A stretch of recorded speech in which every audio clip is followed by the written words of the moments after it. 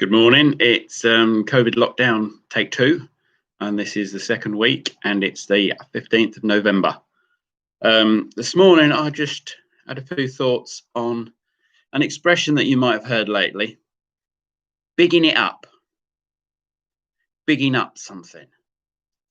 Now, it's a relatively new expression, but it's something that we need to be aware of and not become the victim of. I've got a reading that kind of links in. It's from Matthew 15, 21 to 28. Jesus went to the district of Tyre and Sidon. Just then, a Canaanite woman from that region came out and started shouting, "Have mercy on me, Lord, Son of David. My daughter is tormented by a demon." But he didn't answer at all. And his disciples came and urged him, saying, "Send her away, for she keeps shouting after us." He answered, I was sent only to the lost sheep of the house of Israel."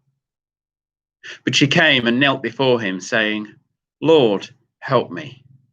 He answered, "Is it not fair to take the children's food and throw it to the dogs?" She said, "Yes, Lord, but even the dogs eat the crumbs that fall from their master's table." Then Jesus answered her, "Woman, great is your faith. Let it be done as you wish." And her daughter was healed instantly. And the most important bit for there, I think, is where Jesus said, "Woman, great is your faith." Jesus stated a fact. He didn't big anything up. He didn't make things bigger than what they were. He didn't underestimate things. He got it spot on. Now, it begs the question, kind of, have you ever been put in a kind of a similar sort of situation? Have you ever been asked about who you are? Perhaps a job interview, and somebody asks a question, what can you do? How are you going to be good at this position?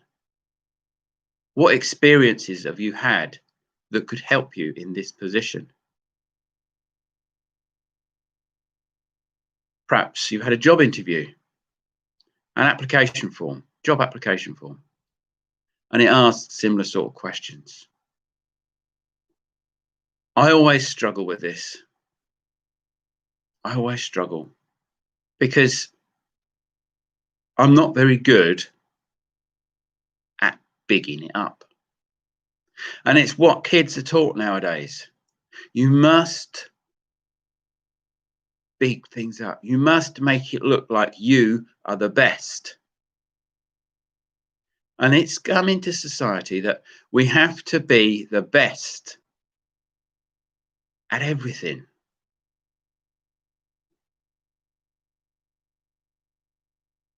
But do we? No, we don't want to be the worst.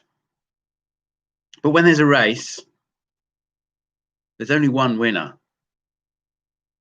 And I was always told that however good you are at something, there will always be somebody else that's better.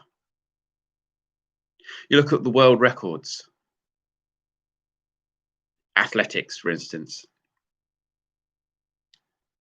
Quite a long while ago, Roger Bannister broke the 4-minute mile. Everybody said it couldn't be done, but he did it. Nowadays, if you can't run a mile under 4 minutes, you're not considered a serious runner.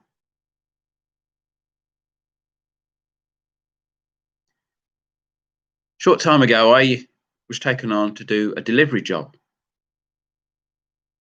for Spar in Alford. Now, you might have asked me, how's it going and all that sort of thing. And I will have said, yeah, it's going well. On one day, we did 28 deliveries. Not always that busy, but on one day, we did 28 deliveries. That was one day. Some days, it was quiet and we only had 6. But so many people would be tempted to say, yeah, it's going brilliantly. I had 28 deliveries the other day. Yeah, I'm really busy. But is that the whole truth and nothing but the truth?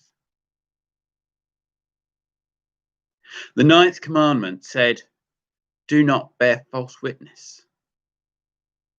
Do not lie.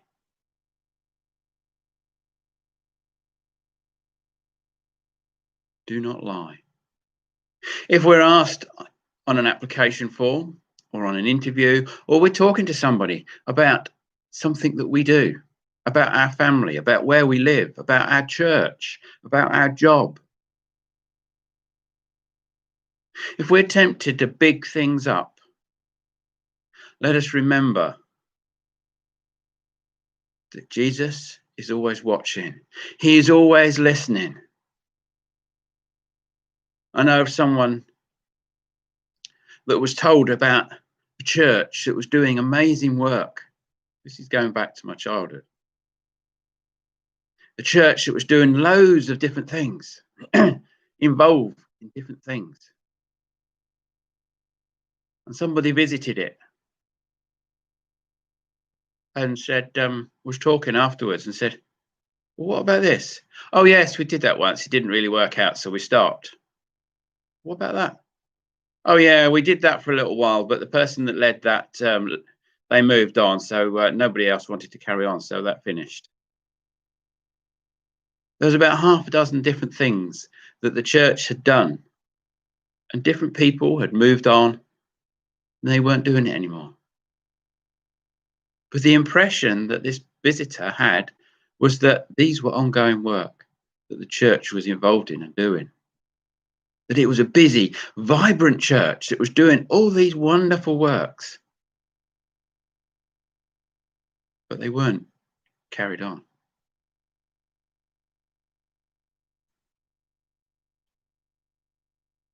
When I once applied for whole time in the fire brigade, there's various different processes. And I remember meeting somebody in a shop in Grimsby, because that's where he worked at the time, that I'd seen on one of the other processes. And I just chatted with him. And he said about the upcoming interview. And I said I was struggling a little bit to find something to talk about. And he said, well, I'm going to say that there was a gas leak here in this shop. And I smelt it and told the manager.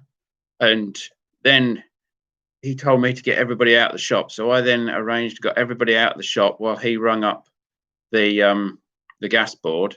I got everybody out the shop and organised them all and got them out to the assembly point and all this sort of thing.